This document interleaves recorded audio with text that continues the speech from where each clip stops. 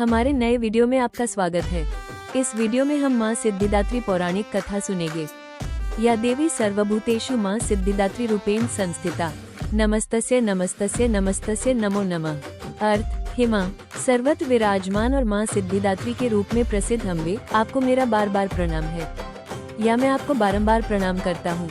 हे माँ, मुझे अपनी कृपा का पात्र बनाओ।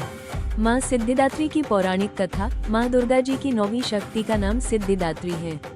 ये सभी प्रकार की सिद्धियों को देने वाली है। नवरात्रि में 9वीं तिथि के दिन इनकी उपासना की जाती है। इस दिन शास्त्रीय विधि विधान और पूर्ण निष्ठा के साथ साधना करने वाले साधक को सभी सिद्धियों की प्राप्ति हो जाती है।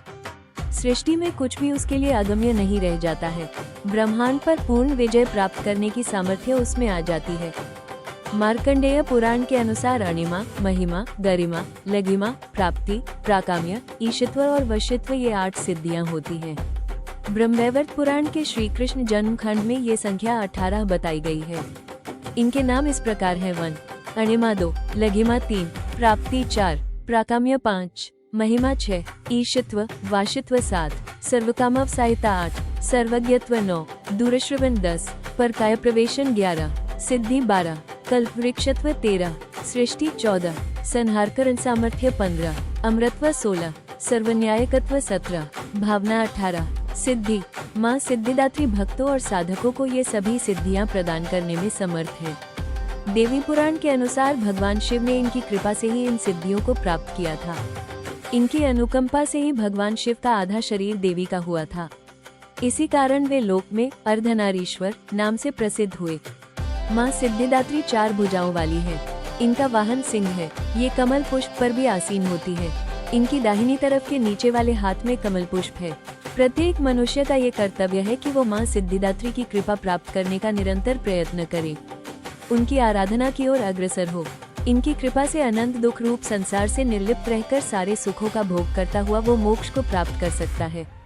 नवदुर्गाओं में माँ सिद्धिदात्री अंतिम है। अन्य 8 दुर्गाओं की पूजा उपासना शास्त्रीय विधि विधान के अनुसार करते हुए भक्त दुर्गा पूजा के 9वें दिन इनकी उपासना में प्रवृत्त होते हैं। इन सिद्धिदात्री माँ की उपासना पूर्ण कर लेने के बाद भक्तों और साधकों की लौकिक पालौकिक सभी प्रकार की कामनाओं की पूर्ति हो जाती है। सिद्धिदात्री माँ के कृपापात्र भक्त के भीतर कोई ऐसी कामना शेष बचती ही नहीं है जिसे वो पूर्ण करना चाहे। वो सभी सांसारिक इच्छाओं, आवश्यकताओं और स्पृहाओं से ऊपर उठकर मानसिक रूप से माँ भगवती के दिव्य लोकों में विचरण करता हुआ उनके कृपा रस पीयूष का निरंतर पान करता हुआ विषय भोग शून्य हो जाता है। माँ भगवती का परम सान्निध्य ही उसका सर्वस्व हो जाता है। इस परम पद को पाने के बाद उसे अन्य किसी भी वस्तु की आवश्यकता नहीं रह जाती। माँ के चरणों का ये सान्निध्य प्राप्त करने के लिए हमें निरंतर नियमनिष्ठ रहकर उनकी उपासना करनी चाहिए।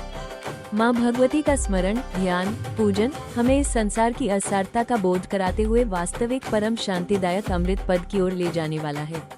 इनकी आराधना से जातक को अणिमा, लघिमा, प्राप्ति, प्राकाम्य, महिमा, ईशित्व, सर्वकामावसायिता, दूरश्रवण, परकाम प्रवेश, वाक्सिद्ध, अमृतत्व, भावना सिद्धि आदि समस्त सिद्धियों नव निधियों की प्राप्ति होती है।